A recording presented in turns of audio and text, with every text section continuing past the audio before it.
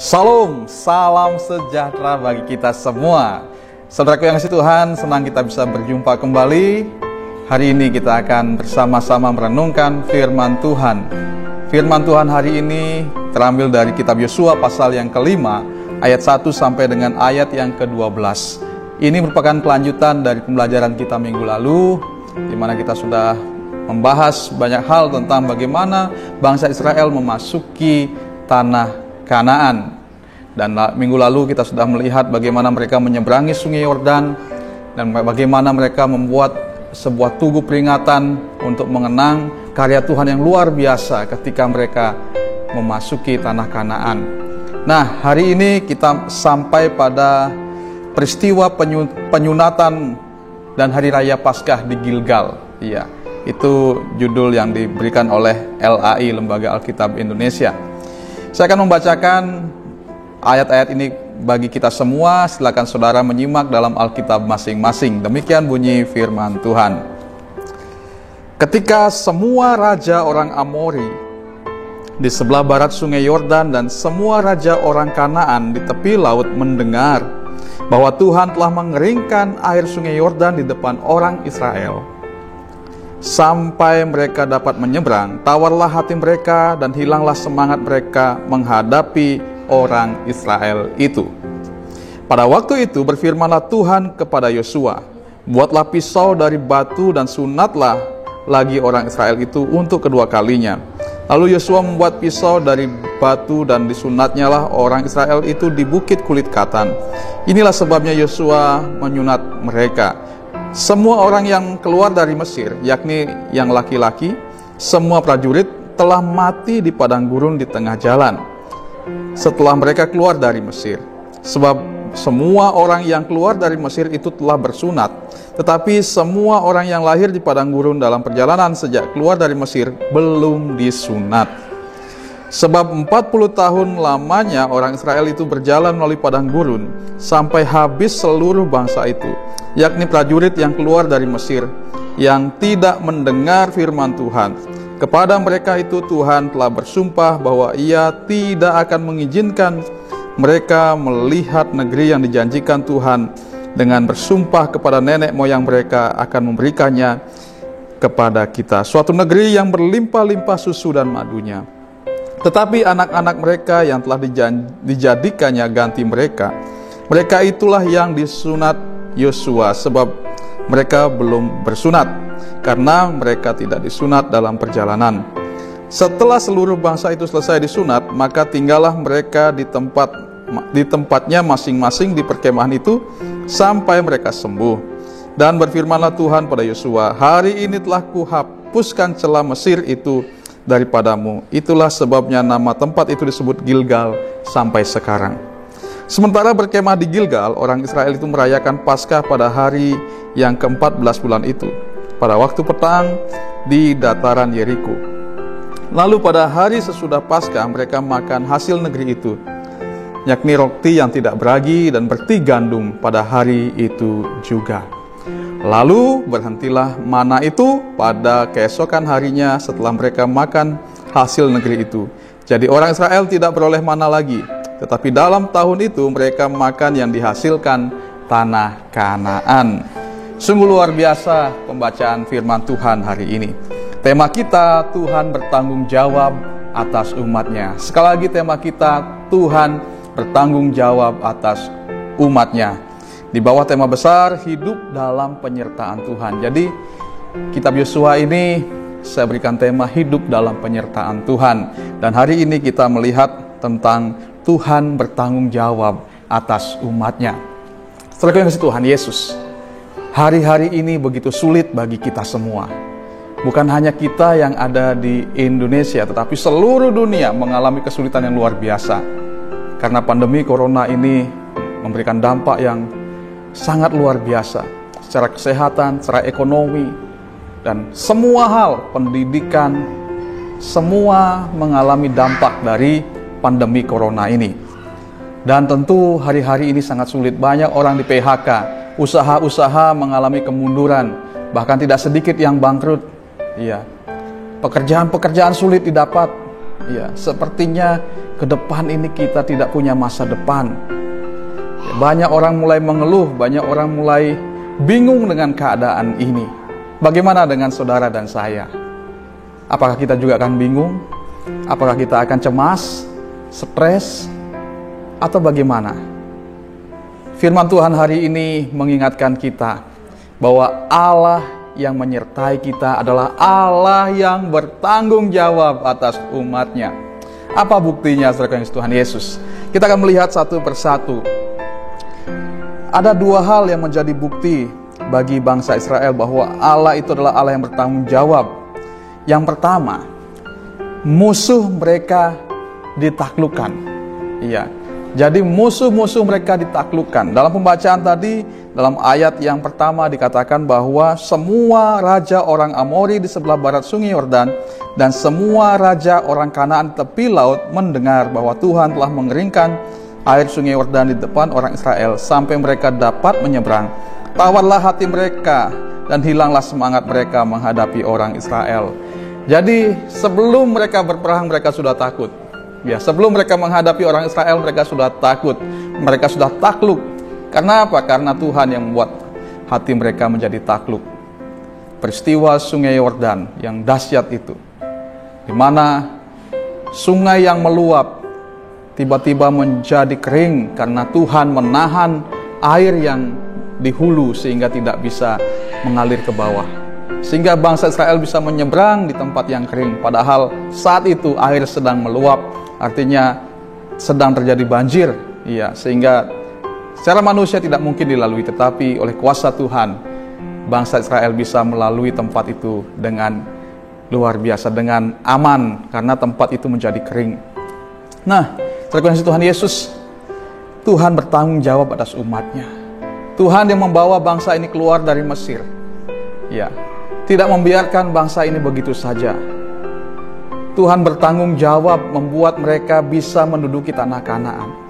Secara manusia seperti yang sudah kita renungkan yang lalu-lalu, bangsa Israel dibandingkan dengan bangsa-bangsa lain tentu kekuatannya tidak seberapa. Mereka baru saja keluar dari tanah perbudakan. Tentu mereka tidak punya apa-apa, meskipun mereka sempat menjarah orang-orang Mesir ya. Tetapi tentu apa yang mereka bawa dalam perjalanan tidak banyak. Yang kedua, mereka baru saja melalui padang gurun yang dahsyat selama 40 tahun. Bayangkan, hidup di padang gurun selama 40 tahun. Apa yang mereka bisa buat, apa yang mereka bisa bawa. Tidak ada yang bisa dihasilkan. Tentu mereka datang dengan berbagai kekurangan. Untuk bisa menghadapi musuh-musuh secara manusia tidak mungkin. Seperti halnya kita pada masa sekarang ini menghadapi pandemi corona ini nampaknya begitu sulit, begitu berat. Tidak mungkin rasanya kita melalui. Tetapi ingatlah bahwa Tuhan itu bertanggung jawab. Sebagaimana Tuhan bertanggung jawab atas bangsa itu ketika mereka keluar dari tanah Mesir, memasuki padang gurun atau di dalam perjalanan di padang gurun, bagaimana Tuhan menolong mereka, bagaimana Tuhan mencukupkan padang gurun yang kering. Di sana mereka bisa minum dengan limpahnya. Padang gurun yang kering, mereka bisa makan sepuasnya. Setiap pagi turun mana dari sorga. Mereka bisa makan. Padahal di sana tidak ada apa-apa. Tidak ada yang bisa tumbuh di sana. Karena padang gurun yang kering. Demikian juga mereka ketika mereka mengeluh ingin makan daging. Padahal di sana tidak ada binatang, tidak ada ternak. Mungkin yang ada ular yang berbisa tentunya. Kalajengking mungkin yang ada di sana. Dan mereka berteriak, Tuhan kami mau makan daging. Keesokan harinya Tuhan mengirimkan daging yang luar biasa banyaknya. Mungkin berton-ton daging datang. Bagaimana caranya? Tuhan meniupkan angin sehingga burung puyuh berterbangan jatuh di kemah-kemah orang Israel. Sungguh luar biasa Tuhan memelihara umat itu. Apapun yang mereka butuhkan Tuhan sediakan. Bahkan ketika mereka masuki tanah Kanaan, Tuhan juga bertanggung jawab. Tuhan tidak membiarkan mereka. Ketika mereka menghadapi sungai Yordan yang meluap, rasanya tidak mungkin mereka bisa menyeberang. Tapi Tuhan berfirman, suruhlah pengangkut atau pengangkat tabut perjanjian menjejakkan kakinya memasuki sungai Yordan. Dan ketika mereka melakukan hal itu, Tuhan membendung air yang ada di hulu sehingga sungai itu menjadi jalan yang kering. Sungguh luar biasa. Dan ketika mereka hendak menghadapi bangsa-bangsa yang luar biasa hebat, ya, karena mereka adalah bangsa-bangsa yang di zaman itu sudah cukup modern, ya, di zaman itu. Mereka sebanding dengan Mesir, ya. Yeriko kita tahu temboknya begitu kokoh. Itu suatu peradaban yang luar biasa, cukup maju di zaman itu. Dibandingkan dengan orang Israel yang datang dengan segala kelemahan. Tetapi luar biasanya, Tuhan membuat hati bangsa-bangsa itu menjadi takut. Mereka semua gemetar menghadapi bangsa Israel. Karena apa? Karena Allah yang menyertai mereka. Jadi Allah bertanggung jawab. Allah tidak membiarkan bangsa itu berjalan sendirian. Sebagaimana firman Tuhan, aku sekali-kali tidak membiarkan engkau. Seperti yang dikatakan Tuhan pada Yosua. Dalam Yosua 1 ayat 5 yang kita sudah bahas beberapa minggu yang lalu. Seorang pun tidak akan dapat bertahan menghadapi engkau seumur hidupmu. Seperti aku menyertai Musa, demikianlah aku akan menyertai engkau. Aku tidak akan membiarkan engkau dan tidak akan meninggalkan engkau. Sungguh luar biasa janji Tuhan. Tuhan bertanggung jawab atas umatnya. Jadi Tuhan membuat musuh-musuhnya, membuat segala tantangan yang ada di depan mereka, semuanya bisa dihadapi karena Tuhan menyertai mereka. Yang kedua, itu tadi kita melihat secara menghadapi tantangan. Ya, bagaimana cara mereka menghadapi tantangan. Tuhan berkarya sungguh luar biasa. Sedangkan yang kedua, hidup mereka dijamin oleh Tuhan. Sungguh luar biasa, saudaraku yang kasih Tuhan Yesus. Selama belum ada penghasilan, Tuhan memberikan mana. Jadi selama mereka berjalan di padang gurun, Tuhan turunkan mana. Ya, sampai mereka kemudian bisa menanam atau bisa memetik sesuatu dari tanah, dari ladang. Kemudian dikatakan dalam ayat yang ke-12 tadi, lalu berhentilah mana itu pada keesokan harinya setelah mereka makan hasil negeri itu. Ya, jadi mana itu berhenti setelah mereka mendapatkan hasil dari tanah Kanaan. Jadi sebelum mereka mendapatkan hasil, mana masih turun dari sorga. Sungguh luar biasa, saudaraku yang kasih Tuhan Yesus. Jadi Tuhan bertanggung jawab atas umatnya. Tuhan tidak membiarkan umatnya mati kelaparan. Meskipun mereka berjalan di padang gurun, mereka masih bisa makan. Hari-hari ini mungkin bagaikan padang gurun dalam hidup kita. Susah cari pekerjaan. Bahkan tidak sedikit yang diberhentikan dari pekerjaan. Usaha-usaha sulit, mau buat apa? Ada beberapa teman berkata pada saya, kira-kira usaha apa yang bisa dibuat? Usaha ini tidak jalan, pekerjaan itu tidak menghasilkan. Semua orang bingung. Tetapi kita sebagai umat Tuhan tidak perlu bingung, karena Tuhan kita bertanggung jawab. Amin. Luar biasa Tuhan kita. Dia bertanggung jawab atas umat Israel. Sekalipun mereka berjalan di padang gurun, tetapi Tuhan memberikan mana sehingga mereka bisa bertahan hidup. Demikian juga dengan saudara dan saya pada hari ini. Sekalipun situasi kondisi sulit, jangan takut.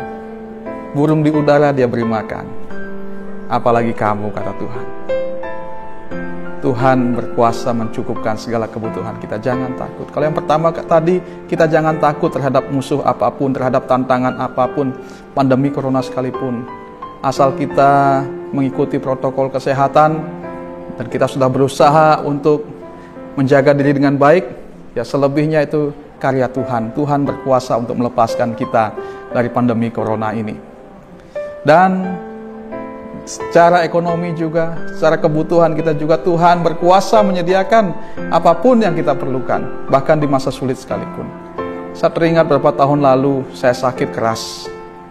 Saya tidak bisa bekerja, penghasilan menurun drastis, hampir-hampir tidak punya uang untuk berobat, untuk makan, untuk membeli kebutuhan keluarga. Hampir-hampir secara manusia tidak mungkin saya bisa mencukupi karena saya tidak bisa bekerja.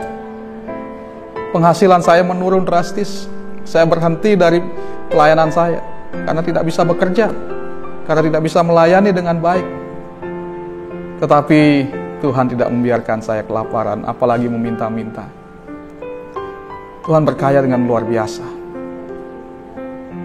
Tuhan menggerakkan seorang anak Tuhan yang tidak saya kenal. Sampai hari ini kami hanya berkenalan dan saling sapa lewat WA saja. Jadi sampai hari ini kami belum pernah bertemu. Tetapi Tuhan memakai anak Tuhan ini untuk membantu kami, membantu saya setiap bulan.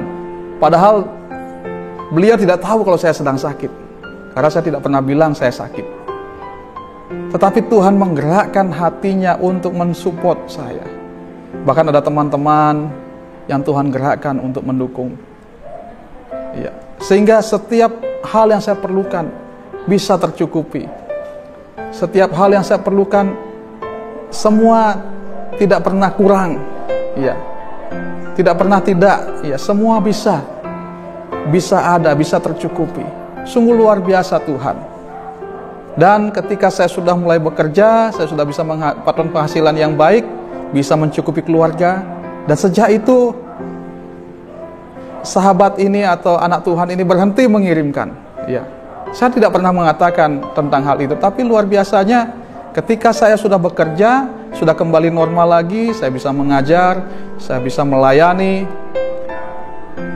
Sahabat ini atau anak Tuhan yang sebelumnya setiap bulan mengirim saya berkat, sejak saat itu menghentikan. Ya, itu sungguh luar biasa. Jadi selama saya memerlukan, Tuhan menggerakkan hatinya untuk membantu saya. Tapi ketika saya sudah bisa menghasilkan, saat itu bantuan itu berhenti. Sungguh luar biasa. Tuhan tidak pernah membiarkan kita. Tuhan tidak pernah meninggalkan kita. Ada saja jalan berkat yang Tuhan buat. Karena itu jangan kecut, jangan tawar hati, jangan takut. Sekalipun situasi sulit saat ini, bagaikan padang gurun yang gersang, yang rasanya sulit dilalui. Tetapi ingat, kita berjalan bersama Tuhan. Sebagaimana tema besar kita dalam tahun ini, hidup dalam penyertaan Tuhan. Kita disertai oleh Tuhan. Aku sekali-kali tidak membiarkan engkau. Aku sekali-kali tidak meninggalkan engkau, kata Tuhan. Jadi kita disertai oleh Tuhan. Allah kita adalah Allah Immanuel, Allah yang beserta dengan kita. Dan Ia adalah Allah yang bertanggung jawab. Dia akan memampukan kita melewati setiap tantangan-tantangan. Dia akan menolong kita ketika kita menghadapi musuh-musuh yang besar yang rasanya tidak mungkin kita lalui. Tetapi Tuhan akan memberikan kita kemampuan. Seperti Tuhan berikan kekuatan dan kuasa kepada Daud untuk menumbangkan Goliat, Tuhan juga berkuasa menolong kita untuk mengalahkan segala tantangan-tantangan yang besar yang ada di depan kita. Sebagaimana Tuhan telah menolong bangsa Israel bisa melalui Sungai Yordan, melalui Laut Teberau, Tuhan juga akan menolong kita untuk melewati, untuk melalui setiap kesulitan-kesulitan kita, tantangan-tantangan berat di depan kita. Karena itu, bersyukurlah pada Tuhan. Muliakanlah Tuhan setiap hari. Bersukacitalah karena Tuhan berkuasa menolong kita. Sampai hari ini saudara bisa tegak berdiri, itu bukan karena kuat kita. Saudara dan saya ditopang oleh Tuhan. Di tengah pandemi ini kita sudah melihat banyak mujizat Tuhan dinyatakan. Meskipun situasi sulit, tetapi tidak ada jemaat yang kekurangan. Tidak ada yang kelaparan. Semua masih bisa makan. Semua masih bisa bertahan hidup sampai hari ini. Itu semua karena karya Tuhan. Karena Tuhan tidak pernah membiarkan umatnya dan tidak pernah meninggalkan umatnya. Tuhan bertanggung jawab atas umatnya. Lalu bagaimanakah sikap hidup kita sebagai orang yang disertai Tuhan, sebagai umat Tuhan yang dipelihara oleh Tuhan? Dari apa yang dibuat oleh bangsa Israel, apa yang dibuat oleh umat Tuhan, kita belajar beberapa hal. Yang pertama, ya, dengar firman Tuhan. Sebagai umat Tuhan, mari kita dengar-dengaran akan firman Tuhan. Mengapa demikian? Ya, kalau kita membaca ayat yang kelima dan 6, sebab 40 tahun lamanya orang Israel itu berjalan melalui padang gurun sampai habis mati semua bangsa itu, yakni prajurit yang keluar dari Mesir, yang tidak mendengarkan firman Tuhan. Ya, kepada mereka itu Tuhan telah bersumpah bahwa Ia tidak akan mengizinkan mereka melihat negeri yang dijanjikan Tuhan, dengan bersumpah kepada nenek moyang mereka akan memberikan kepada kita suatu negeri yang berlimpah susu dan madunya. Ya, generasi padang gurun, ya, generasi yang keluar dari Mesir, ya, itu sebagian besar tidak bisa memasuki tanah Kanaan. Kenapa? Karena mereka tidak mendengarkan firman Tuhan. Sedangkan generasi yang baru adalah generasi yang mendengar firman Tuhan. Mereka lah yang memasuki tanah Kanaan. Tapi yang Tuhan Yesus, mujizat pasti akan terjadi.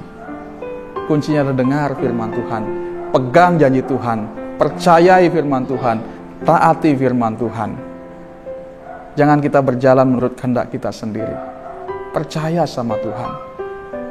Bangsa Israel yang mati di padang gurun karena mereka tidak mendengar firman Tuhan, karena mereka tidak percaya sama Tuhan. Mereka kerjanya mengeluh, padahal mujizat demi mujizat telah terjadi dalam hidup mereka. Mereka melihat bagaimana laut Tebrau dibelah oleh Tuhan sehingga mereka bisa menyeberang dengan luar biasa. Musuh mereka ditenggelamkan di tengah lautan.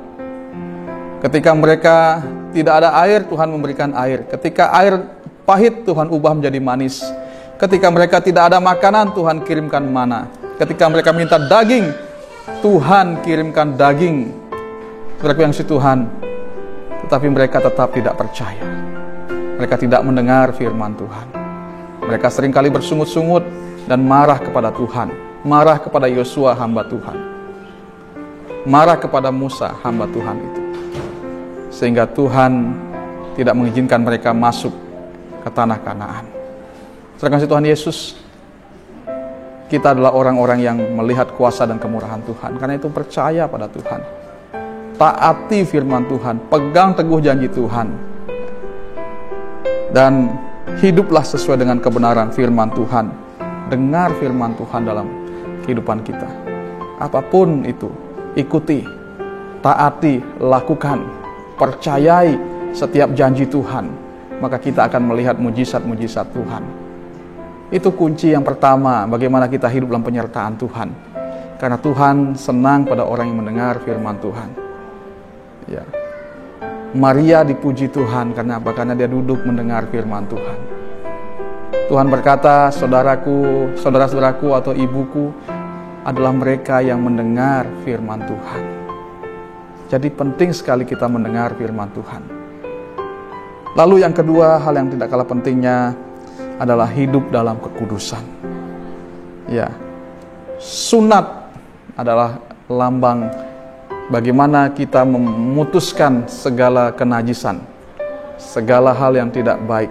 Ya, kalau zaman dulu bangsa Israel sunat secara lahiriah, tetapi kita sekarang adalah sunat hati. Bagaimana hati kita dikuduskan, dipotong segala yang jahat, meninggalkan segala yang tidak berguna, yang tidak memuliakan Tuhan, semua harus dipotong. Ya, artinya kita harus hidup kudus di hadapan Tuhan.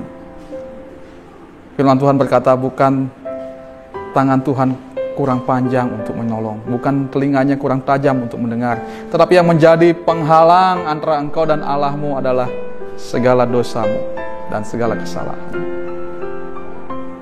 Mujizat-mujizat Tuhan pasti terjadi dalam hidup kita. Kita akan melihat kuasa dan mujizat Tuhan. Karena itu kita harus hidup kudus di hadapan Tuhan. Karena yang menghalangi kita menikmati berkat Tuhan, yang menghalangi kita melihat mujizat-mujizat Tuhan dalam hidup kita adalah segala dosa. Dosalah yang membuat kita tidak mengalami kuasa dan mujizat Tuhan dalam hidup kita. Bukan tangan Tuhan kurang panjang untuk menolong kita. Telinganya bukan kurang tajam untuk mendengar setiap seruan kita. Tetapi dosa inilah yang menghalangi kita tidak mengalami pertolongan Tuhan. Tapi kalau kita hidup dalam kekudusan, maka doa-doa kita akan sampai di hadapan Tuhan. Dan sebesar apapun tantangan kita, Tuhan sanggup memberikan kita jalan keluar. Tuhan sanggup memberikan kita kemenangan. Inilah dua hal penting yang harus kita lakukan. Yang pertama tadi, dengar firman Tuhan. Yang kedua, hidup dalam kekudusan. Dengan demikian, kita akan hidup dalam penyertaan Tuhan. Karena Tuhan mencintai kekudusan. Tuhan adalah kudus, dan setiap kita harus kudus di hadapan Tuhan. Dan firman Tuhan adalah rambu-rambu yang harus kita lalui, yang harus kita ikuti, agar kita dapat berjalan di jalan yang benar. Saudara yang Tuhan Yesus, ingat, Tuhan menyertai kita semua. Dan Tuhan bertanggung jawab atas hidup kita. Jangan takut, jangan khawatir. Hiduplah kudus di hadapan Tuhan, taati firman-Nya. Maka kita akan melihat mujizat-mujizat yang luar biasa dalam kehidupan kita. Apapun yang terjadi di masa pandemi ini, kita percaya Tuhan sanggup memberikan kita kemenangan. Tuhan sanggup memberikan kita pertolongan-pertolongan yang luar biasa.